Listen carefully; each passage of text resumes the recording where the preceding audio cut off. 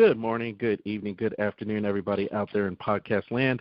You are in tune to another episode of Intrinsic Motivation from a Homie's Perspective. This is Hamza, and I'm really excited about speaking with our guest today. We tried to get him on for the holiday season and talk about haunted houses and horror movies, and I thought it was actually appropriate to have him after Halloween because Halloween starts scary season for many people.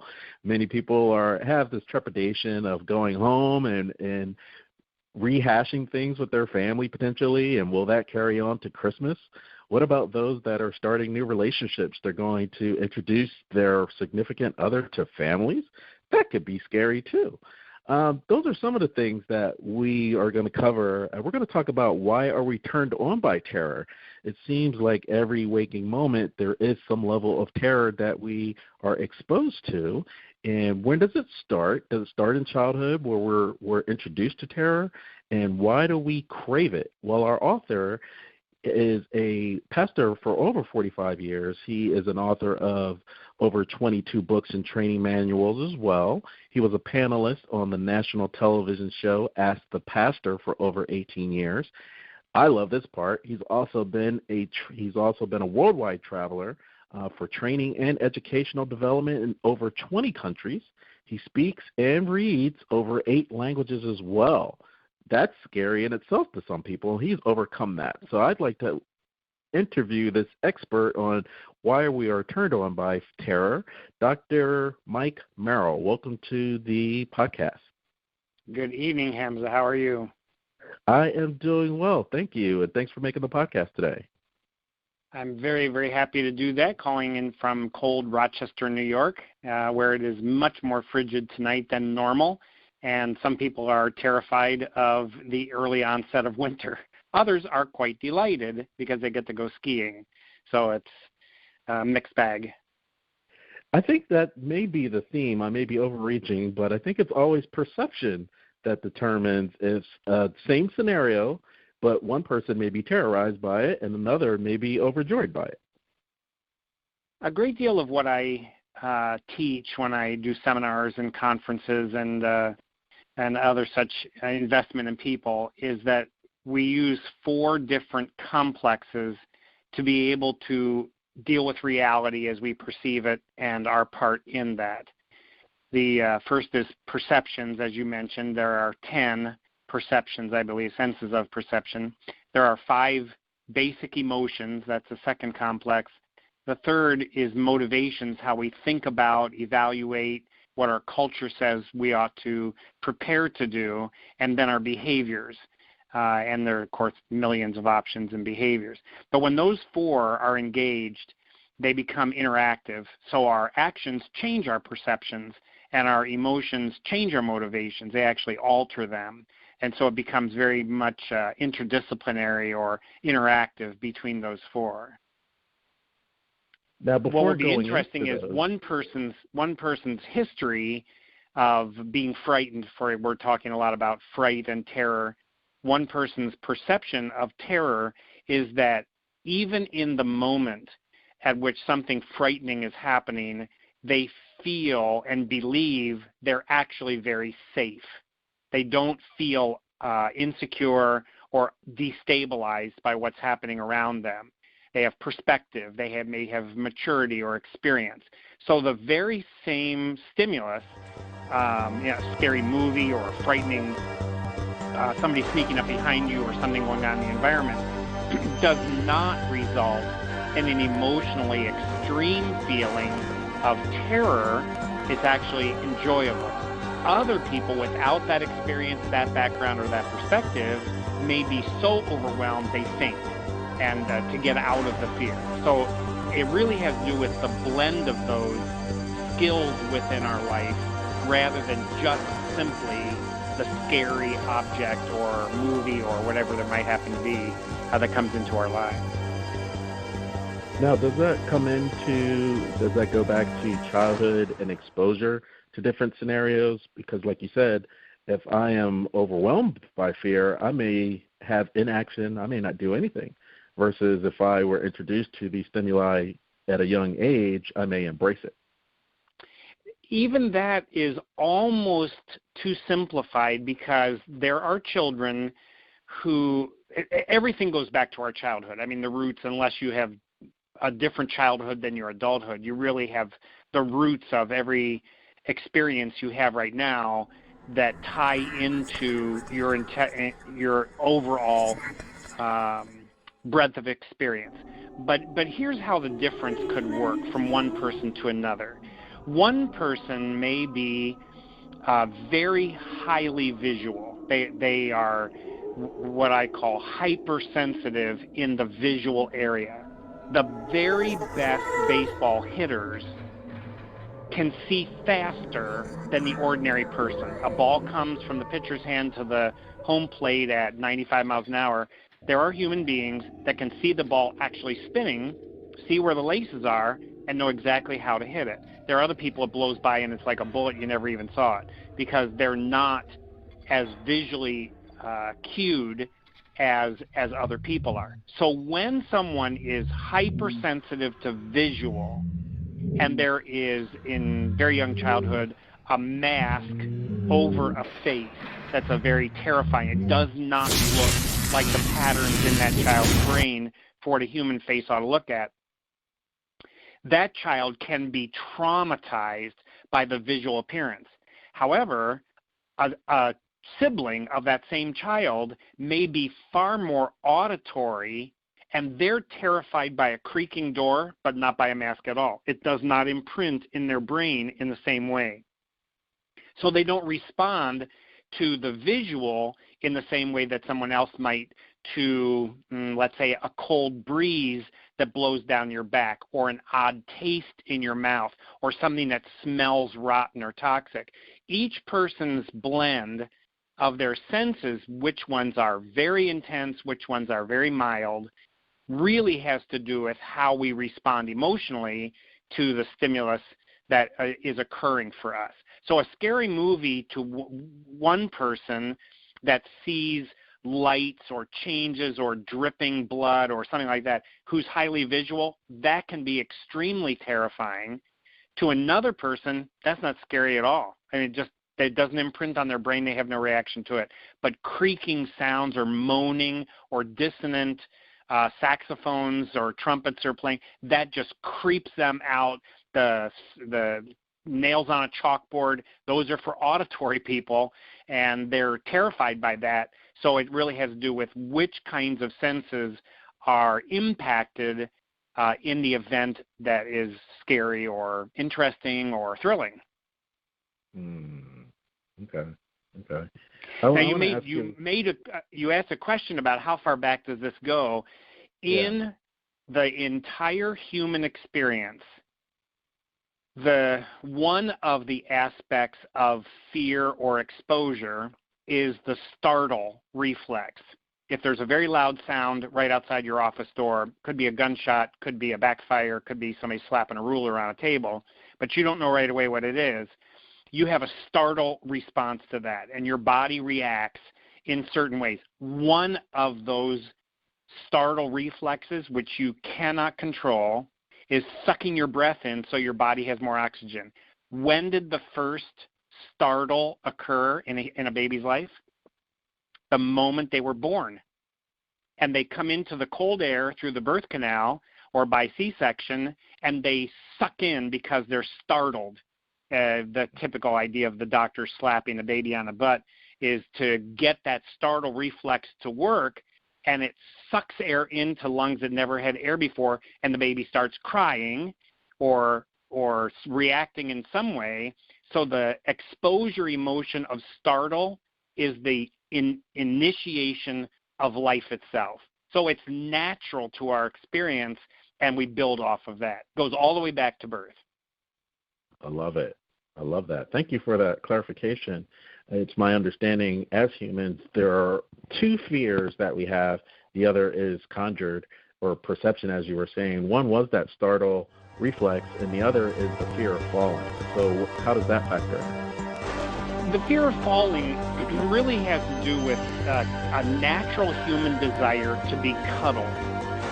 From birth, typically in the entire history of humanity, when a baby is born, someone is there not usually the mother, but an assistant or a midwife or a doctor or some family member, who will catch the child dropping out of the birth canal. Human beings are designed in such a way that it's really difficult for a mother giving birth to catch her own child. So it becomes a family or a community event. The child then, as they drop, that starts the startle reflex. They're interactive and sucks in their breath and then wants to be cuddled. When cuddling is not happening, the fear of falling becomes a replacement to that natural desire and the pleasure that occurs with cuddling and skin contact when that's not happening. So that's where that comes from. And then as we go on through our lives, the being out of control, feeling weightless, not being able to get your proprioceptive awareness where your body is in space, where your arms are, having something to grip and hold on to, again, for some people is absolutely terrifying, and for other people it's mildly amusing, which is why we like to go on roller coasters or in fun houses that throw our bodies all around. Some people have that drop sense. You go to some of the big amusement parks and they put you in a harnessed seat, take you way up in the air 80, 90, 30, 120 feet, and then drop you way down. There are people who absolutely love that, and there are people that utterly hate that based on how you see your part in reality where you are. Now, what about the human element where you, as a younger person, like you said, on a roller coaster or being dropped, that was a huge thrill. But then when you're in your 30s or 40s or middle-aged, your body can't handle that anymore. Where does that factor in? I'm the kind of person that will love to go on the Ferris wheel, and I don't mind a carousel. I love some of the Disney rides where you're in a boat floating along real nicely and have things to look at, because my brain's interaction with my body in space is always kind of tenuous.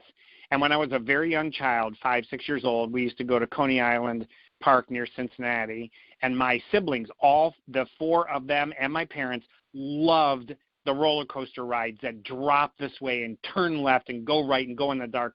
I would sit out. At the age of 5 or 6, I was called a baby. I was insulted. I was laughed at. My body and the interaction of that with my brain is overwhelmed by the sensation of being thrashed about or dropped or turned suddenly.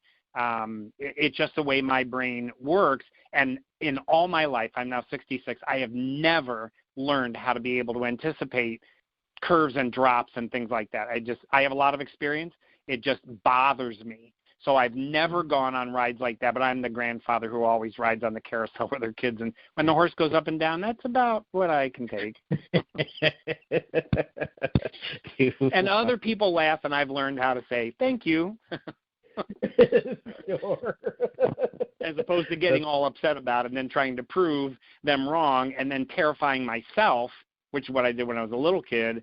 And I finally realized I don't need to do this. If I don't like that kind of roller coaster, I don't have to go on that. So.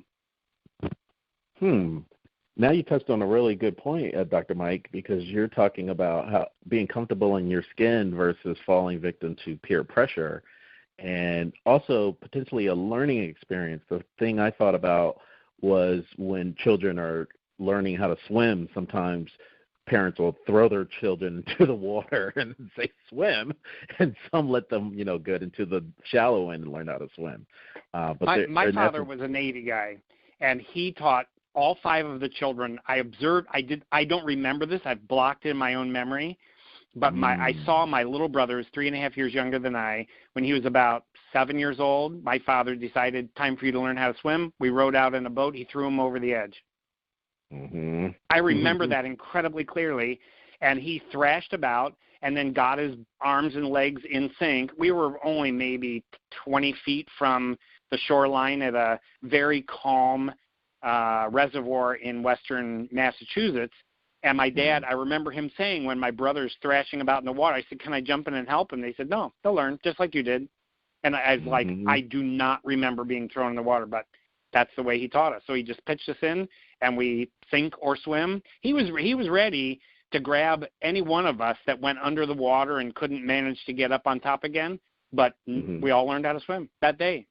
Now, with my own children, we went to swimming classes when they were 18 months old, and they got used to the water, and we went to swimming pools, and I gave them buoyancy instructions, and they had swimmies on their arms because I was not going to subject my children or my grandchildren to the same kind of trauma that was evident in my little brother.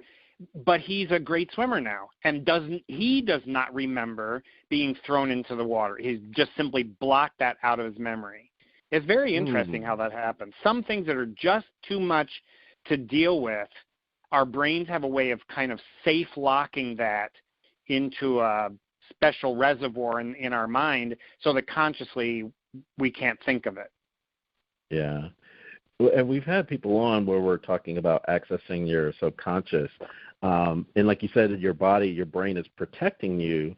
So how do you, I mean, it could be a fear from childhood that you keep repeating this pattern, and you every time you reach it in every different circumstance, you still are overwhelmed and won't take that next step. That is true. And I think the objective that I have either in individual consultations or in large group settings is to not only give the knowledge of how emotions interact with our perceptions and our ability to think through a matter or react to it or act on it. It's not only the knowledge, but it's the skill of being able to work towards resolution.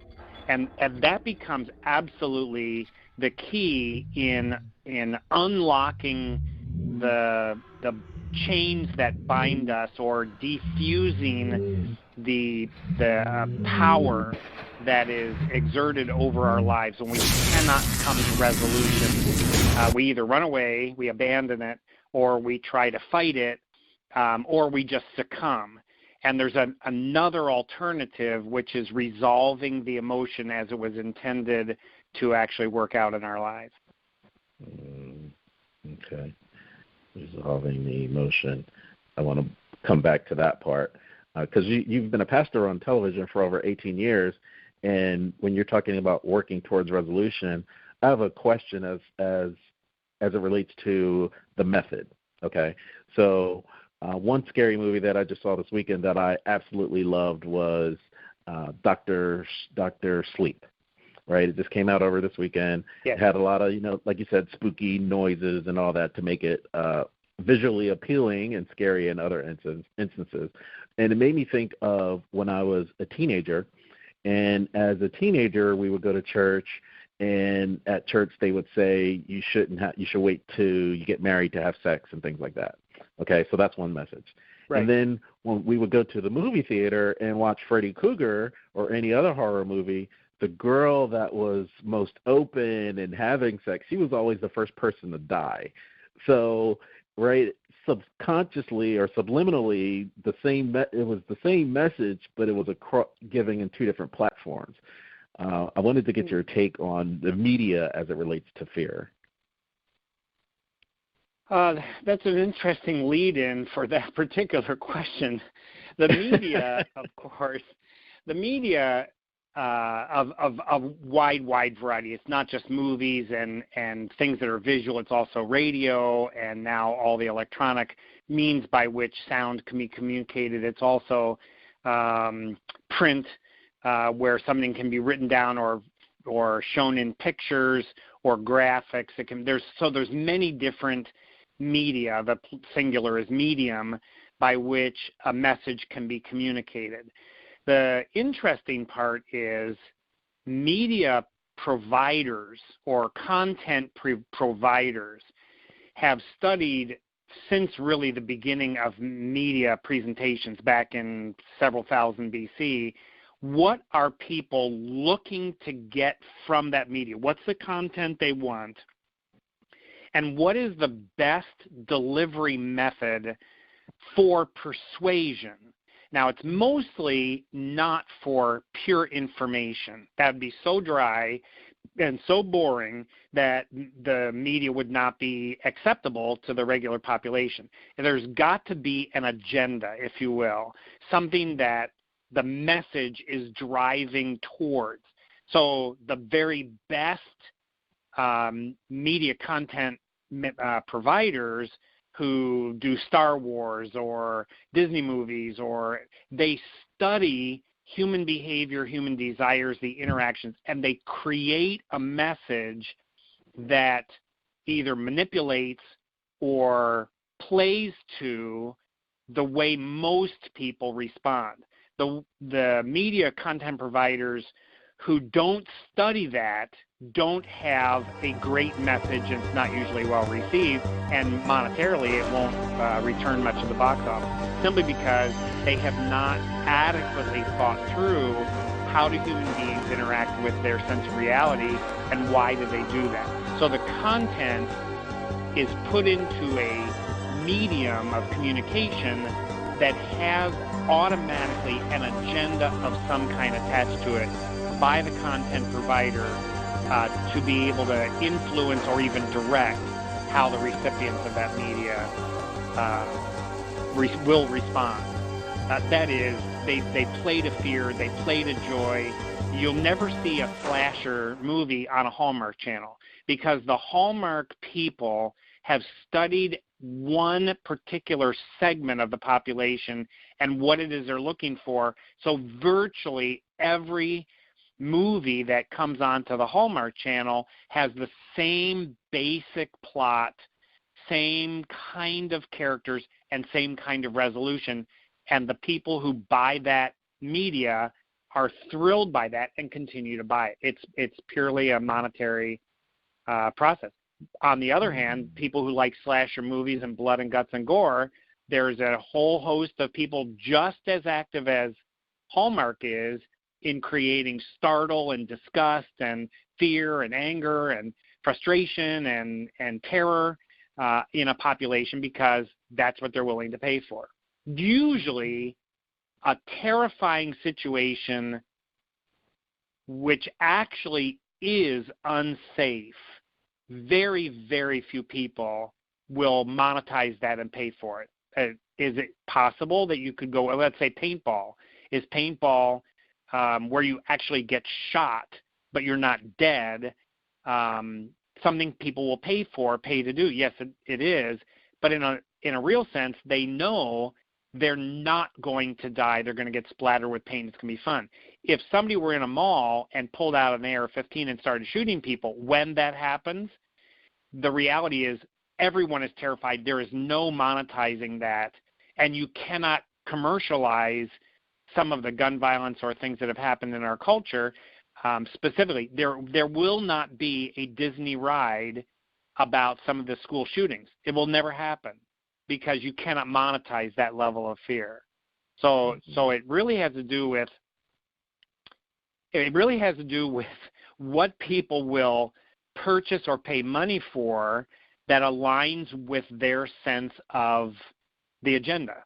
And the content providers that do that extremely well know exactly how to play that game. I want to ask you about these things were almost 60 years apart, but they received the same result. And in this fear, we're talking about, like you said, there's an unknown, and you want to be afraid. And then there's one where there's the unknown, like you have no idea that it's coming, and then you surmise did it happen or not. Okay, so the first time that this happened in my mind is 1938, and that was an audio version on the radio of the War of the Worlds, right? And then 60 years later, I remember Peter Jennings on World News Tonight saying, can you please stop calling the station? It's not real, because we had the same exact response after Independence Day had come out. Yes, I remember that. So I wanted to get your take on that, because we're talking about, these are two different generations, and maybe are we wiser, or the more things change, the more they stay the same depending on medium? Well, it's actually probably 3 generations apart. There's another generation in the middle that would be, when you look at 60 years, about every 25 is a generation, 25 to 30.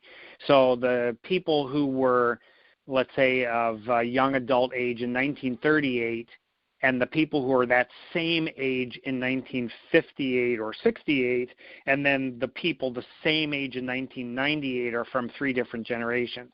What's interesting is that I believe there is a segment of the population that do not take into account what might be called a logical explanation for something. They have preferred to believe that something that is illogical or violates conventional thinking.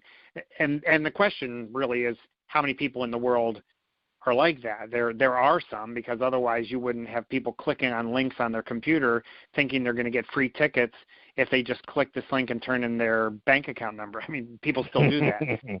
So there's a percentage of the population that will have a suspension of logic, or they actually think in an illogical fashion. 1938, there had not been a precedent in modern history of aliens, of a description of aliens coming against the world and bombs going off. People in that generation had been born during World War I, so they're now 17, 18 years old, 20, after probably 20 years since World War I ended, and they remember stories of or reports about the big war. They lived through the 20s, they're halfway through the Depression, and then a radio, which was still pretty unusual in 1938, comes on with very realistic sounds, people screaming and being terrified, and it was enough to create a semblance of reality for people who were listening. Now, in that day, people were much less visually cued because television hadn't been invented. So you had very vibrant auditory, the Lone Ranger, all the family stories, Rin Tin Tin. You had these stories where the audio portions were designed to create living images in the minds of those who were gathered around the radio to listen. That's what happened with War of the Worlds. And they occasionally would make a small break. This is just a radio broadcast. Please do not be panicked. But people didn't, when as soon as a radio interruption, they run to the kitchen and get something to eat, so they didn't hear that. In 1998, the Independence Day really relied less on the audio and much more on the visual. But by then, the ability to create a visual scene that is so realistic, your brain cannot say that's not real. I remember in 1975, 75 or 6, when the first Star Wars movie came out. We were in a full-size theater. Nobody had small screens to watch that stuff on. And the very first scene is this tiny little inner space vehicle flying along, and then comes the next one, and it's just a tip, and it gets bigger, and it gets bigger, and gets bigger. And your brain is going, holy cow, how did they make something that big? Because your mind tells you what your eyes see is real, and they had learned to make something that wasn't Godzilla hokey from Japan. It was actually realistic. And even when you say to yourself, I know that's not real, then you get to Jurassic Park, you find dinosaurs. Seeing is believing.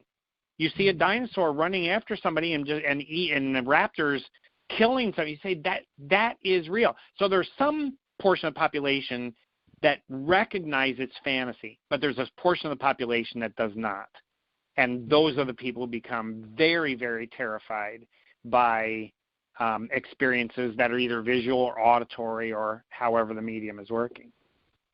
Let me ask you, because you were talking about we didn't have the small screens back then, and I remember there were certain parts with Dr. Sleep, And I just have to keep plugging. I really loved it.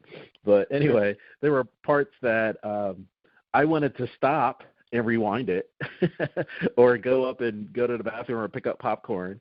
And because I could not, I was further enthralled with the film. And today we have so many distractions when we watch it at home.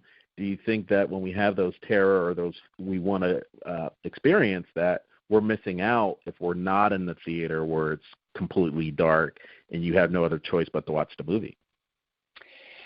I think that's a realistic struggle that filmmakers have, is to draw people into the big environment, which isn't as big as they used to be. I mean, now it's, there's 16-plex movie theaters, so everything is 75 people at a time instead of 3,000 at a time. The big movie theaters, when I started going to movies as a little kid, were absolutely gigantic.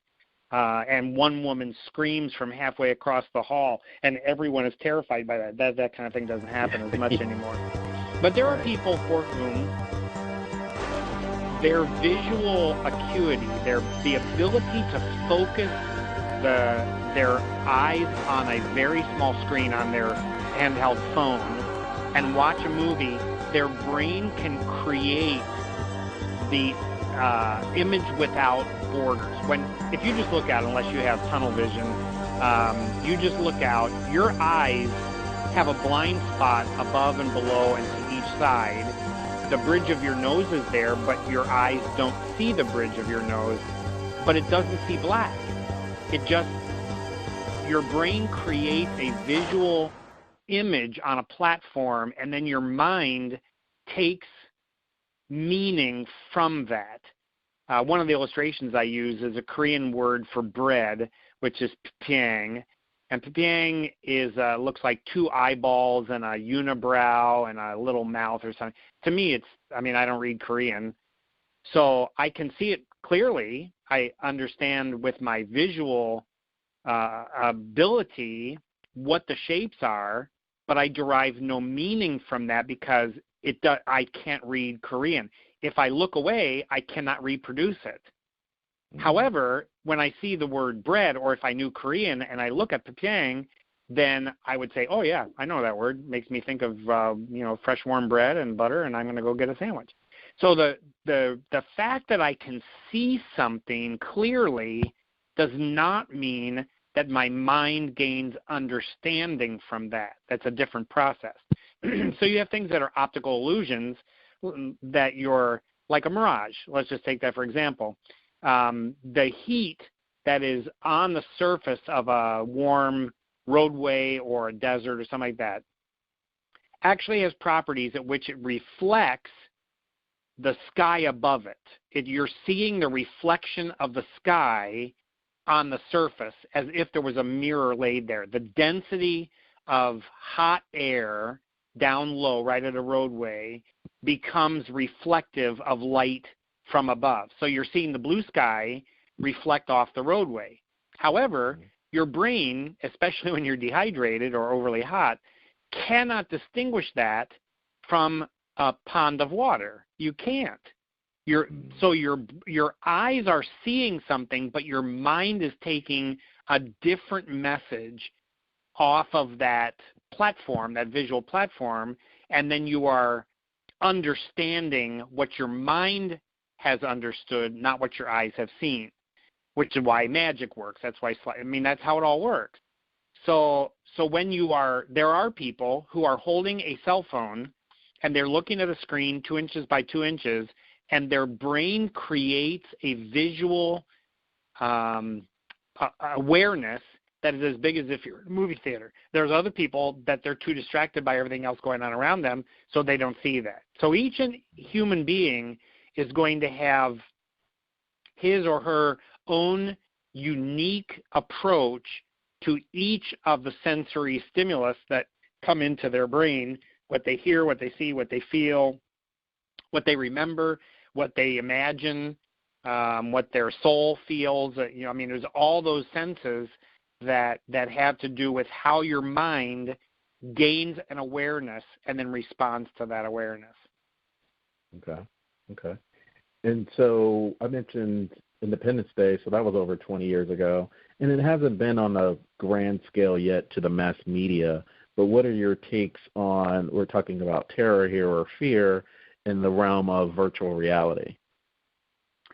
Virtual reality is an interesting scientific or mechanical way of changing the interaction of a human being with the world around them through their eyesight and somewhat through their sound, and it may actually be even with sensation. You can have virtual reality environments, even movie theaters, that spray water when somebody's spitting, or if it's raining, they actually can create with cold air on your skin the feeling of droplets. I mean, you'll wipe the water off even though there's no water there.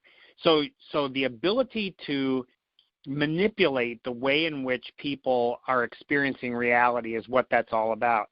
There are people for whom that's overwhelming, that they cannot deal with all of the stimulus that's happening. They won't put the virtual reality goggles on. They won't wear them. They won't sit in a theater that the chairs vibrate, or they just won't do it. And other people absolutely love that. They live for that thrill. So it really has to do with the individual's interaction with how they perceive the environment and then what their response is to that perception. Okay. So I want to turn the channel, pun intended, and ask you a history-related question, that is, sure, as it relates to your life. So in 1492, the general consensus was the world was flat, and if you left Spain, the dragons would have gotten you before you fell off the earth. And in 2019, there seems to be a perception that if you leave the United States, then the world is still flat, and you might fall off the planet if you leave the United States. So there's a fear, or there's a comfortability of not leaving the States, and they miss out on what the world has to offer. And you've been around over 20 countries. So what was the trepidation, or did you have any trepidation starting out, and did it get easier to go to different countries and experience their cultures? When I was young, my grandparents had a cottage in East Otis, Massachusetts. We lived in Cincinnati for most of my growing up years, Chicago or Philadelphia, but mostly in the Midwest of Ohio. So our family vacations were getting in a car, driving for a day and a half to get to East Otis, and then driving home. That was my extent of travel. I've always been a reader. I've loved documentaries. I've loved travel videos. I always imagined what it would be like to be able to travel more. Because of the advantage of several different occupations that I've had over the last 45 or 50 years, it has allowed me to broaden the horizons, literally, of my life, so that I could travel to further and further places. In most of my travels, I have been a team leader or responsible for other people rather than just for myself. So we have built into our travel safety systems, the ability to communicate clearly with one another. We've taken teams to Dominican Republic. We built a campground down in Dominican Republic over a 7-year period with high school kids. We started a school in Honduras, which is the #1 murder capital of the world. So we started a school there. It's somewhat dangerous. It's dangerous. I lived in Washington, D.C. I've lived in Chicago. I live in Philadelphia. Those are dangerous places too. And the reality is that if you are careless about your planning and the awareness of what's going on around you, there is literally no place in the world that is perfectly 100% safe. So it behooves any traveler to be well-versed on themselves, what they're capable of, and also the environment in which they are currently placed and what that is capable of. And then you take the precautions. So we traveled very, very safely all over the world. I've been to China and Hong Kong just before it was turned back to the communist government. We were in Rwanda and Burundi a couple of months before the war broke out there. I've been in Morocco when there were some tensions there in Israel, when there were tensions on the Golan Heights. And so there are tensions everywhere in the world. And so one either travels thoughtlessly or arrogantly. That's where most people get into trouble. They figure nothing can happen to them. They are without fear, which I don't advise, and other people are overcome by fear, which I also don't advise. There is a very good place for the exposure emotions of being fearful, being cautious, being vigilant, having some anxiety about the world around you which you cannot control, and knowing what you can. And so to me, the fear is advisable. It's interesting that you raised the concept that in 1492 the world believed that everything was flat, and if you got to the edge of the sea, you would fall off. There's a great deal of research into how writing and thoughts were occurring in that day in 1492 and the years before that, that most people actually did not believe that. It was artists who created a sense, and those who wanted to incite fear in others. But clearly, Christopher Columbus and the other explorers of the world were fully convinced that the world, they couldn't have navigated without understanding the world was round and that the world went around the sun and the stars stayed in place. That was common knowledge. So the reality that everyone in the world believed everything was flat, like a pan, is really not entirely accurate, especially among those who are explorers and those who have the resources to travel. In 2019, the idea of leaving the United States, there are people that have not left the county or even the town they were born in, and they have stayed there. And the question is that because of desire? Is it because they delight in what is home and what is familiar? Or is it out of fear that they will come to some harm or be overwhelmed by things that are, quote, out there? And I can't answer. I mean, each person would have to answer that for themselves. I absolutely love traveling. So does my wife.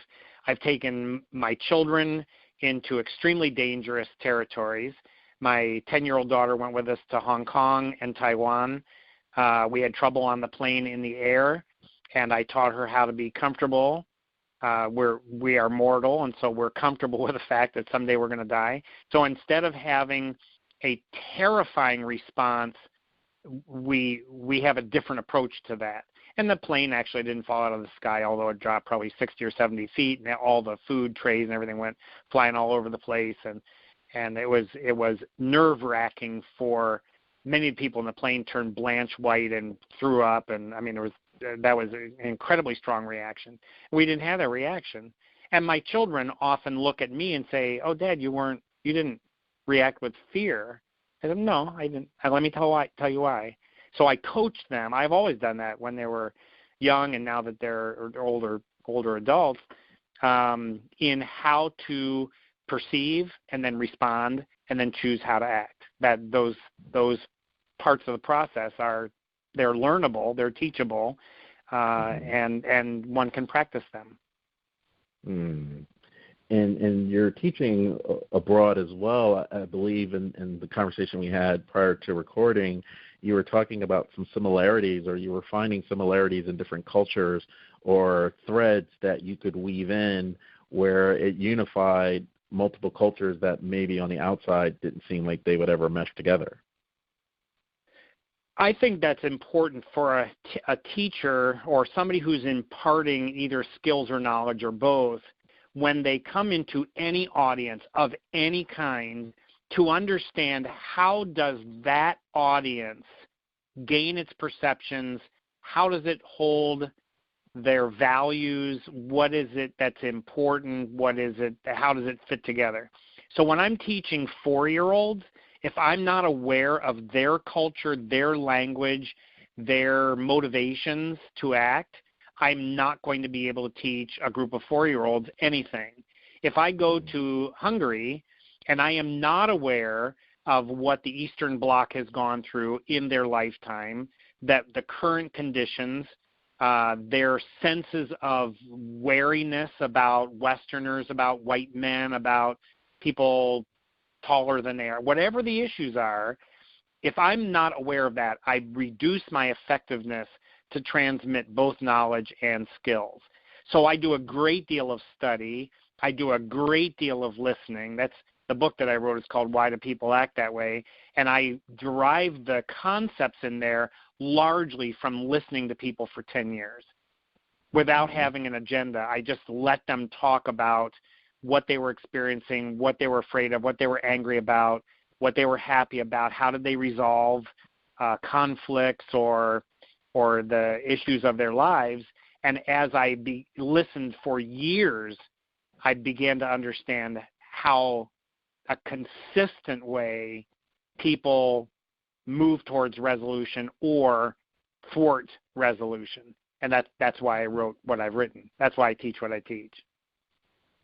Thank you for that. Thanks for that clarification, too, because that could also be a fear or a terror that you don't understand your audience, and that's where misunderstandings arise. Correct. And one of the things that if you ask kind of the average person on the street, what is the number one fear that human beings have? The standard answer is fear of public speaking. That's the standard answer. I just referred to this in a matter I was teaching over the weekend, and I did some study into how does that idea get communicated. And the idea of public speaking is actually not what most people are afraid of. It is hearing their own voice in a silent void. If you're in a room and you're facing away from the host of a party and everyone's chatting, and the host suddenly raises her glass and says, "Can I have your attention, please?" and everyone stops talking, but you have one more thing you want to... The fear of having your own voice be the only sound in the room is what most people are afraid of. So when you stand in front of a group and they go, tap, tap, tap, okay, can we have it quiet, please? Here comes our speaker. That moment is what people are afraid of. It's very interesting research. I was just absolutely fascinated by that. Yeah, and it seems with all the mechanisms that we have today to make it easier, that's still the number one fear. It's still the number one fear, right? So I don't know if we'll solve that problem today. But no, probably not. But in a radio interview like this or a podcast interview, it's one voice talking to one voice, and there could be 10 million people listening or 4. But between you and me, we don't have any perception of that at all. It's when you go into a even television show I was on, I was part of a panel of 5 pastors, and people called in all over the country and would ask these challenging or intuitive or sometimes fairly silly questions about the Bible or Christianity or spiritual life or whatever they wanted to ask about, and our moderator would then redirect. But we had the single lens of a camera aimed in our face. The red light came on. You're talking to a piece of glass and the camera person behind there. We were worldwide, and so we could have 30,000 people watching. It didn't matter to me because I had one camera person and one lens to look at. But when you get up in front of a group, I spoke to 4,000 teenagers at an international youth conference, and the amount of humanity, the sound of their breathing, their applause was really amazing to my mind. It created a huge adrenaline rush, which I was not prepared for, which must be what rock and rollers get every single night when people are screaming or ranting, raving, and throwing their clothes on the stage, is that feeling of an amazing energy that comes from human beings right in front of you that you can process. And some people are utterly terrified, I mean, to the point where they cannot function, and other people live for that moment because it's so thrilling. So one person will be terrified and another person will be ecstatic. Indeed, I think I want to use the swimming analogy in that if you jumped right in and you probably weren't told you're going to speak to a large group, you couldn't conjure up the fear, because isn't that fear that projection into the past or the future? It absolutely is. For some people, it will be their experience or their lack of experience can be the trigger to almost any emotion. They can be in love with that. They can be terrified of that. They can be angry about that. They can be overwhelmed and wounded by that. The reality is that the mix of ways in which a person responds in some ways is predictable, but in some ways it can be also surprising. Now, I'm thinking not just sports, but there's stories of Mariah Carey or other entertainers where in their life story, they weren't the headliner, right? And so there was this other big person that's supposed to perform in front of this crowd. Something happens, laryngitis or injury in sports, and they can no longer play or perform. And then you're thrust into that, and it's it makes or breaks your career. That's your moment in the spotlight, if you will. Exactly, in the literal spotlight. That becomes an interesting study, and it almost will be a fresh study for every human being that goes through those kinds of experiences. I raised 4 children from birth to their adulthood, and we also had a foster daughter who came to us as a teenager, and she still is part of our family now 41 years later. And what was interesting to see the process, 4 children born from the same biological mix of 2 human beings, raised in the same family, in the same town, and I have one child who loves being in front.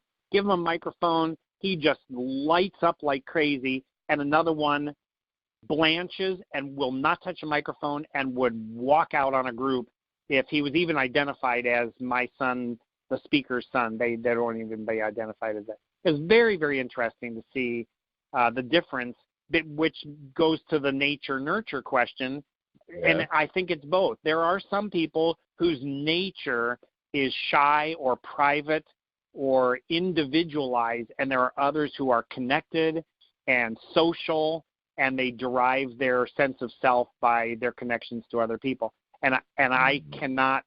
My 4 children are very different.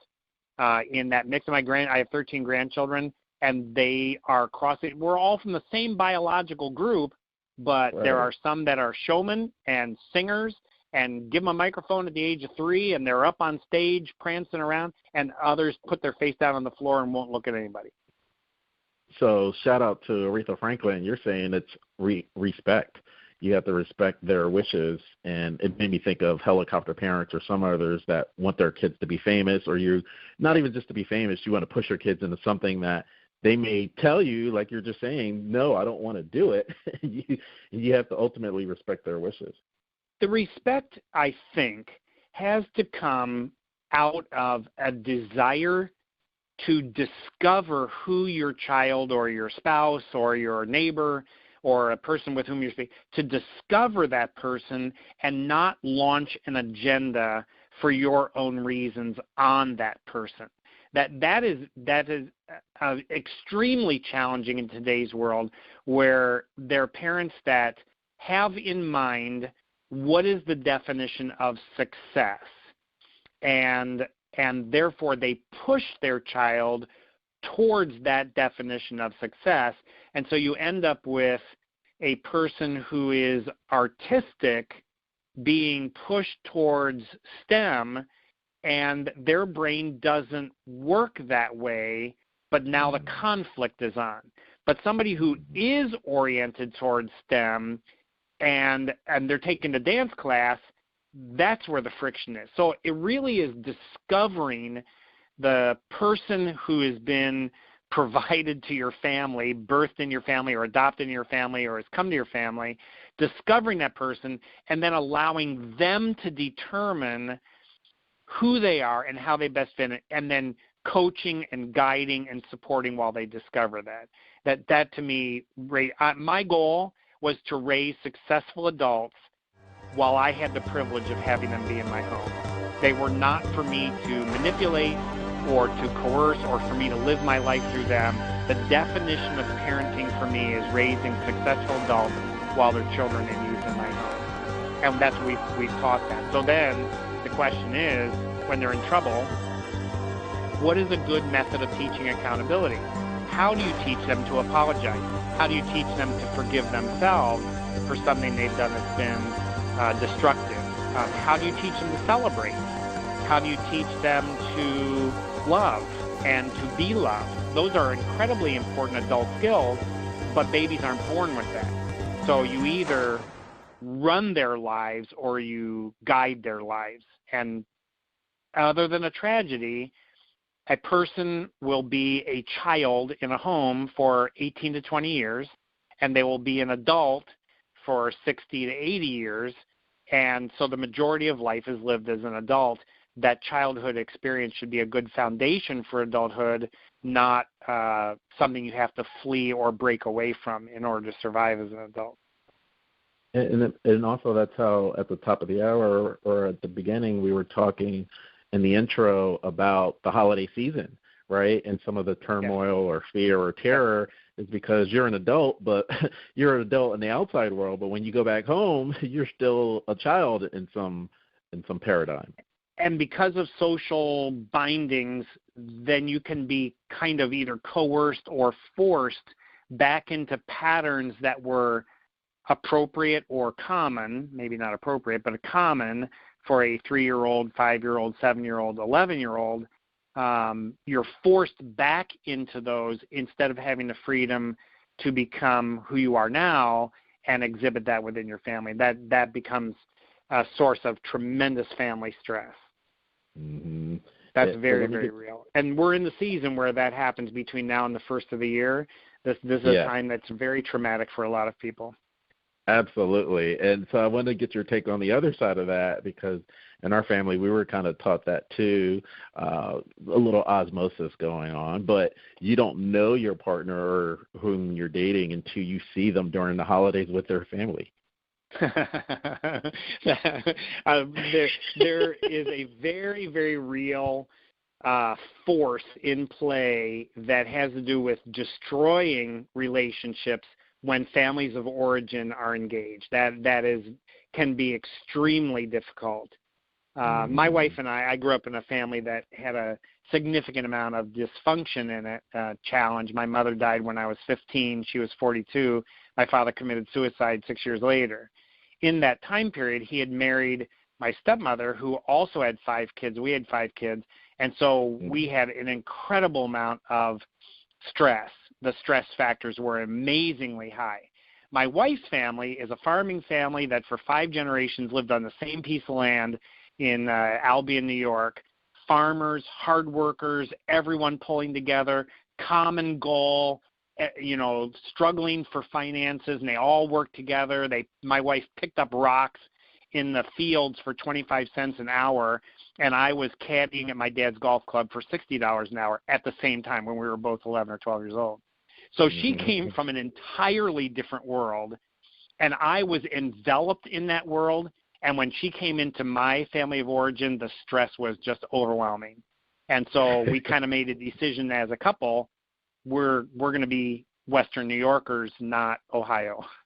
And we made that as a clear choice. We just made it as a choice because of the amount of stress and friction that I was experiencing, that I just had to say that's not for me. And I love my family now. We get along very, very well as long as I'm there 30 hours or less, as long as I can get away. And that's just reality for me. What is it, that 72 hours before the fish goes bad or something like that? Yeah, and for me, it's 30 hours. I mean, we're laughing about it now, but I know the 30 hour, I can stay a day and to the next lunch, and after that, my stress level starts to increase to where it's extremely uncomfortable. So for me, it's 30 hours, and I understand that. There are people, 72 hours you can do a weekend. I can't do a whole weekend. And and after all these, I've been gone from home for 50 years. And still, it's just the family of origin structures are so deeply embedded in me. With everything that I know and all the skills I have, I can do 30 hours. So keeping with the theme with terror or fear, you're well healed in this now. But that first year what was the terror or fear about the blowback of not going back? Like, you're too good for us now, or I don't know what you heard. But there were 10 kids. We had about 8 or 9 cars. We had 2 houses. Nobody really knew who was going to be at dinner or sleeping where. So there was a family with almost no boundaries at all. The thing that was unnerving to me was a natural desire to have somebody care enough to say, be in by 11. All my friends in high school, they had curfews. They had to be in. They loved my life. I hated my life because it said to me, I'm not loved enough for someone to set a rule around. Where all my friends, I say, your parents love you. They adore you. That's why they want you at 11 o'clock. And it was like, no, they hate me. They take away all my fun. I was like, okay, just have no rules in your life and you'll see what it's like. Well, when they got to college, some of those folks had incredibly difficult times dealing with the freedom of college life. They were not prepared for it. And but for me, it was going back into, it really wasn't terror as much as it was friction regarding how I saw myself in my world relative to what had happened when we were children growing up. And it was, my dad was an alcoholic and he eventually committed suicide in his alcoholism, and so he was unpredictable. There was no clear structure as to how he was going to act or react on any given day. So there was the instability of expectation was what created the friction. And I just decided I've had enough of this. I went 600 miles away to Rochester Institute of Technology, and I was done with it. I didn't go back. You're gone. And part of your technology is 50/20 communication. So I'd like for you to talk a little bit about that in your books. I mean, you have many books and speaking engagements. So now's the time to wave that flag. 50/20 Communications, a publishing company I created just so I could have a vehicle to maintain ownership and copyright of the pieces that I was doing. A lot of people write books and sell them to Amazon or something, then Amazon puts their ISBN copyright on or their ISBN number, and they actually own the material. So you get a royalty of a few cents on the dollar. What I decided to do was create a publishing company so that I could own the rights to that and maintain the legal status of the pieces that I was doing. So it was easier to do that. So as I've put these various works out into the public, the first one was, why do people act that way, with a parenthetical subtitle, and what can I do about it? It's for sale on Amazon. We have an ebook, and I just finished recording an audio book, which should be out in about another week or so. And so getting those pieces out there to some degree is about book sales, but much more it's about influencing influencers who are setting up speaking engagements, seminars, conferences, and things like that. So it's kind of like a really fat business card. and it is, if you want to see what I'm like, read this book, because number one, it will help you, and number two, it will give you some insight as to what can I do when I come to your conference or your company and do training. I've been teaching a seminar that I wrote in 2012 consistently called Why Do People Act That Way? And I've done more small business conferences than any other topic. But I've done churches, I've done pastors groups, parents, teenagers, I've done some preteen groups. I did 200 football coaches in Buffalo for youth football. When we were training them, we had 4 hours, and I said, we can talk about what do your student athletes do, why do they act the way they do. We can talk about parents, and immediately the room erupted, and they all started laughing and talking at the same time. And I said, what are you laughing about? And they said, parents. We love working with kids. We have no idea, why do parents do what they do? So we spent 4 hours talking about why do parents do what they do. And my business section is called Why Do Customers Do What They Do? So helping, especially the entrepreneurial solo proprietor who doesn't have someone to talk to or coach them, they often are ready to quit business because of 2 or 3 or 4 customers that they just can't figure out. And so that's what I can direct the material to any one of those audiences. Wow. And we are at the top of the hour, but if you don't mind, if you have a few extra minutes, I do want to ask you this. Okay, great. So the topical question, why do they act that way? And you're talking about the athletes, and they're wondering about the parents. I do want to get your take on the NCAA, because in 2021, the athletes can own their likeness, and they get paid for being a student athlete. How are parents going to factor in like that? Are they going to have their hands out? Or what's your take on this whole wave that's happening? That's really going to be probably up to each individual athlete and the relationship they have with their parents. Obviously, a person who's 45 years old is not going to be in the NCAA. It's somebody who's 17 to 22, 25, somewhere in there. They're going to be younger people who haven't achieved adult status yet, and in some cases are still minors when they have an incredible amount of money. Money is power, and so the way in which power flows within the family is the way the money is going to flow. And so in some families, the individual earning the money is the one with the power, and in other families, the person who controls the money is the one who has the power, even if that's not the athlete.